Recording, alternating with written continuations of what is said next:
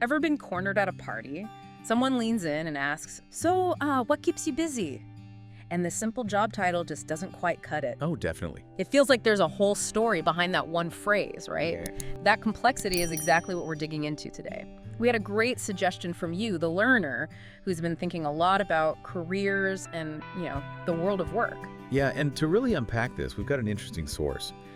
It's actually an intermediate English language lesson. Now, hold on, it's not just about grammar, okay? Right. This lesson uses a really clever dialogue to explore how we talk about our jobs. It's a fantastic launch pad for understanding not just job titles, but the structures behind them and like the everyday conversations that happen in the workplace. Exactly.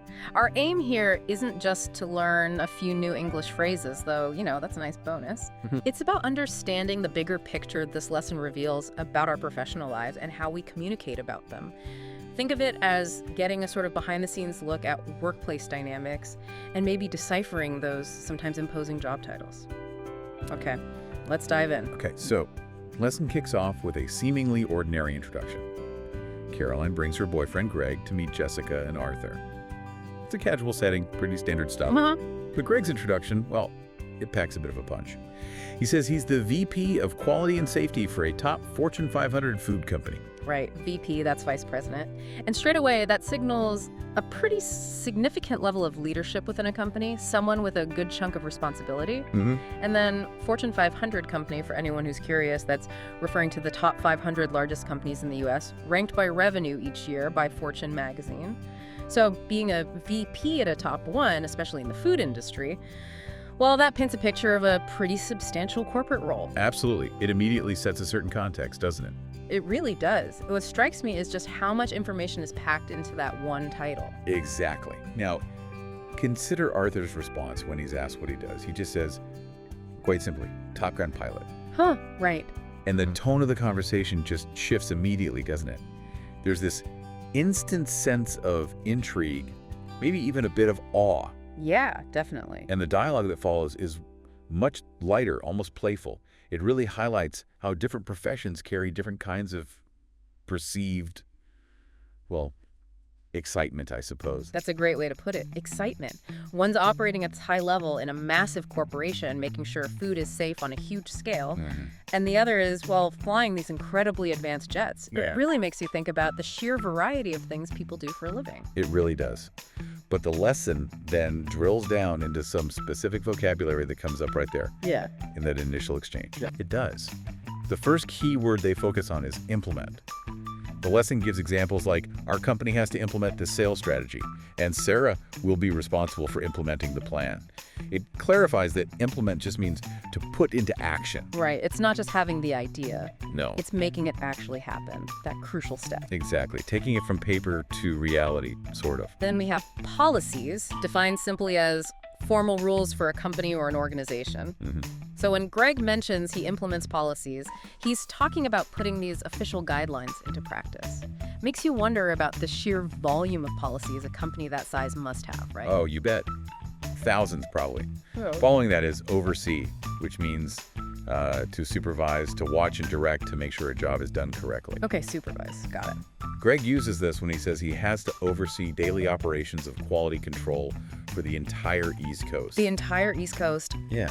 It gives you a real sense of the geographical scope and the level of supervision involved. It's not just him doing the work. It's making sure it's done right across this huge area. That's a massive responsibility. And then there's that phrase, under me, which Greg uses when he mentions he has 1,500 employees under me. Right. The lesson explains this just indicates the number of people he manages or supervises. That number, 1,500, really hits home the scale we were talking about. It really does. Yeah. It's not just a small team. It's a significant workforce. Puts that VP title into perspective. For sure. He's also responsible for quality control, which they define simply as checking goods to make sure that they are good enough to sell. Standard definition. And in Greg's case, again, this is across the entire East Coast. Finally, he mentions doing things nationwide, meaning in the whole country, in the context of implementing these policies and procedures. Okay. So even in that very brief initial chat, we get a pretty clear picture of Greg's position and his responsibilities. Absolutely. Just from that little introduction, we've already picked up on, the seniority, the massive scale, and some of the core actions involved in his work. Implement, oversee. But the lesson also highlights some common natural phrases people use when talking about their jobs and just everyday conversations. This is where it gets really interesting, I think, in terms of how we actually connect. Yeah, the more informal stuff. One of the first they point out is she's always going on about him at the office. Okay. Going on about. Yeah, the lesson clarifies this means someone keeps talking about something or someone, like continuously. They give examples like, my boss is always going on about how we need to save money. Right. Or Gary is always going on about his kids. Exactly. It's that informal way we describe someone who, maybe slightly annoyingly sometimes, frequently brings up a particular subject. Have you noticed how phrases like that really paint a picture of office dynamics? Oh, definitely. It's that casual chat by the water cooler, isn't it? Describing a colleague who just won't stop talking about their project or, their weekend. Totally. Another really common one they highlight is, hey, how's it going? Simple, but essential. Yeah, explained as just a relaxed, natural way of saying, how are you? You hear it constantly, but it's interesting the lesson points out these seemingly basic interactions. They're part of the workplace fabric. They really are. And perhaps the most relevant phrase for this whole discussion is, what do you do for a living? The classic question. The lesson emphasizes this is the natural way to ask someone about their job, contrasting it with the slightly more formal and, less common, what is your job? It's a subtle difference, isn't it? It is, but it really does sound much more natural in conversation, less like an interrogation. Exactly. For a living feels more holistic somehow. Yeah. So, okay, we've looked at a specific job intro, Greg the VP, some key vocabulary like implement and oversee, and some everyday phrases like going on about and what do you do for a living? But the lesson doesn't just stop at the language itself, does it? No, it definitely broadens out. It expands to some bigger ideas about the whole world of work. What stands out to you in that wider context? Well, like we touched on, that stark contrast between Greg's corporate role and Arthur's pilot profession. It really just slams home the incredible diversity of jobs out there. Right. From boardroom to cockpit. Exactly. And later in the source material, it makes a point of highlighting the importance of all kinds of work. It runs through this whole range from the service industry mentioning roles like cashiers and waiters right through to crucial healthcare jobs like doctors and nurses. It's a really good reminder, isn't it, that society is built on this huge variety of contributions. We need everyone. We absolutely do. They also touch on education teachers, librarians, then essential transport jobs like drivers and, pilots again. Yeah. Office roles like customer service, IT support. Construction, the whole world of entertainment with actors and musicians, the foundational work of farming. Can't forget farming. Never. And even the ever-evolving field of technology with programmers and the like. It's easy to get caught up in certain high-profile jobs, maybe like Greg's or Arthur's. But this really shows how interconnected it all is. Every job plays a part. It really drives that point home.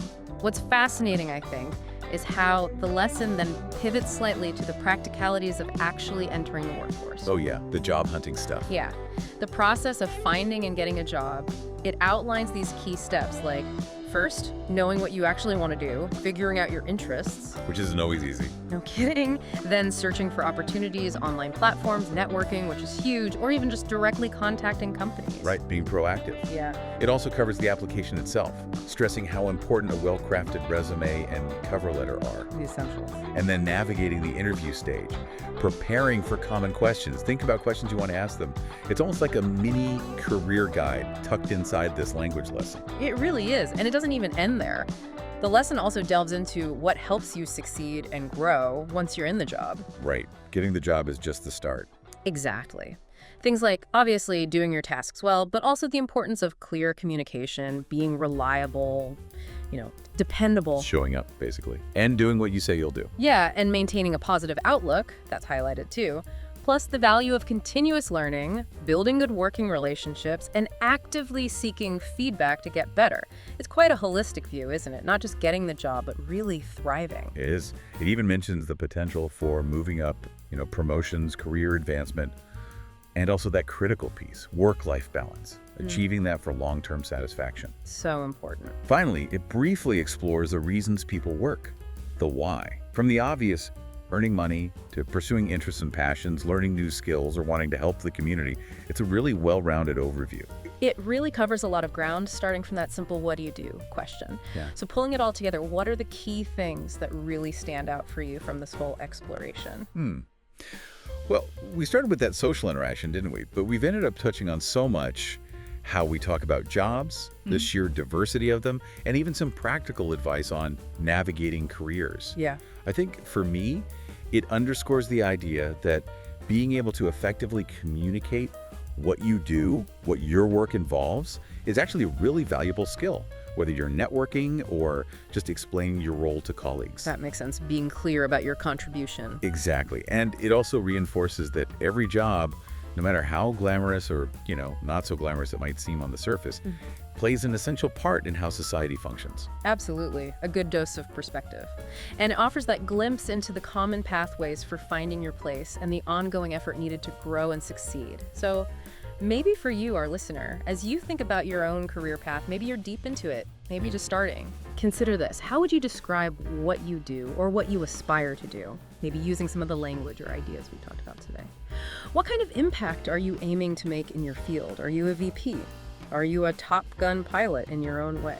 That's a really interesting question to ponder, isn't it? Looking beyond just the job title itself and thinking about the deeper meaning, the actual contributions you make through your work. What does it really mean? Exactly. Well, thanks for taking this deep dive with us into the language and the landscape of the world of work. We really hope this has given you some valuable insights, maybe a fresh way of thinking about your own professional journey.